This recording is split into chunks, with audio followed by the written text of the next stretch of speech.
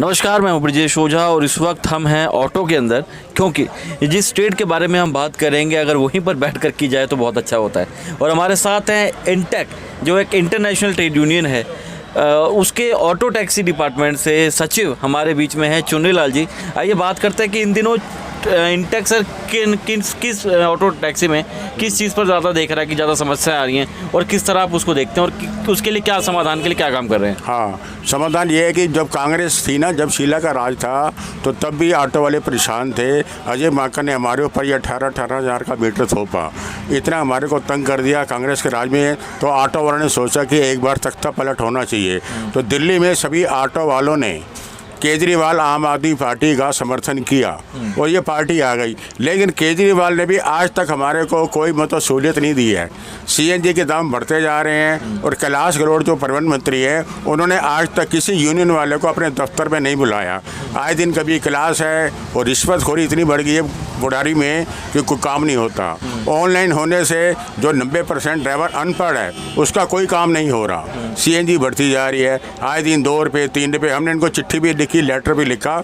इन्होंने कहा था केजरीवाल ने कि मैं ऑटो वालों को 35 रुपये 13 पैसे किलो गैस दूंगा, लेकिन उसका भी उसने कोई गौर नहीं करी। आज तक हमें वही बढ़ते हुए रेट पे मिल रही है। हमने इनको लिखा है कि इसका वैट ख़त्म करें तो ये 35-40 रुपये हमें मिलेगी, लेकिन केजरीवाल सरकार सुन के राजी नहीं है। ऑटो वाले ही लाए थे और ऑटो वाले ही इसको हटा देंगे। लेकिन ये लोग तो कह रहे हैं दूसरे राज्यों में जहाँ चुनाव लड़ रहे हैं कि हमने भ्रष्टाचार खत्म कर दिया, हमारी दिल्ली की जनता बहुत खुश है, मतलब दुनिया भर के वादे कर रहे हैं वहाँ पर। तो नहीं जी नहीं, ये सब ढोंग है, कोई कुछ नहीं करा। ये तो दिल्ली वाले, आप ऑटो वाले से पूछ लो, जनता से पूछ लो, दिल्ली में कितनी सड़कें खुदी पड़ी हैं, सड़कें कहीं इन्होंने टाइट कर दी हैं। और जहाँ ये आप देख लो आश्रम का फ्लाईओवर 5 साल हो गए, 1 साल का टाइम दिया था और वहाँ कितना जाम रहता है। और जाम होने से ऑटो वालों की सीएनजी कितनी फूकती है, पेट्रोल कितना फूकता है और कितना प्रदूषण हो जाता है। और ये कहते हैं कि पंजाब से पराली जल्दी से धुआं आता है, ऐसा कुछ नहीं है। दिल्ली में कोई प्रदूषण की समस्या हल नहीं हो रही है।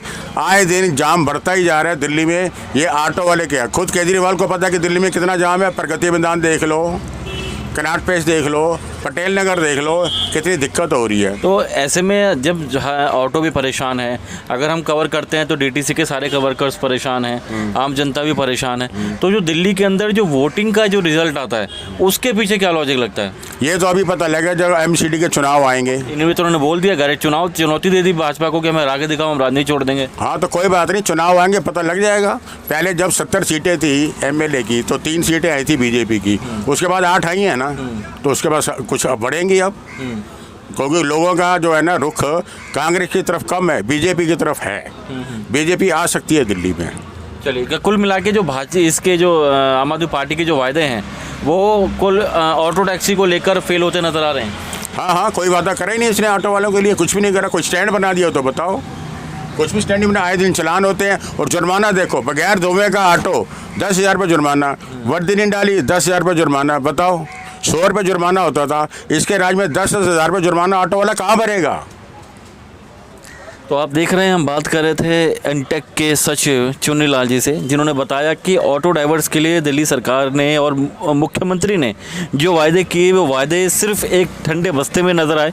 कोई ज़मीनी उनका स्तर नहीं है, कोई ज़मीनी लेवल पे कोई काम नहीं हुआ। लेकिन यही मुख्यमंत्री जब दूसरे राज्यों में जाते हैं तो मालूम पड़ता है और बड़े बड़े वायदे जो किए जाते हैं उससे वहाँ की जनता को ये सोचना चाहिए और दिल्ली में ये देखना चाहिए, क्योंकि यही मुख्यमंत्री हैं जिन्होंने अपने इसी विधानसभा चुनाव में कहा था कि अगर आपका कोई रिलेटिव दिल्ली में रहता हो तो फ़ोन करके पता करें। लेकिन यहाँ पर ये सारी चीज़ें जो नज़र आती हैं और जो लोग बता रहे हैं उससे यही लगता है कि दिल्ली में तो दिल्ली सरकार कहीं ना कहीं किसी न किसी मुद्दे पर नहीं, बहुत से मुद्दों पर फेल होती नज़र आ रही है। हम फिर हाजिर होंगे किसी और मुद्दे पर, तब तक के लिए हमें इजाज़त दीजिए। बहुत बहुत शुक्रिया, धन्यवाद, नमस्कार।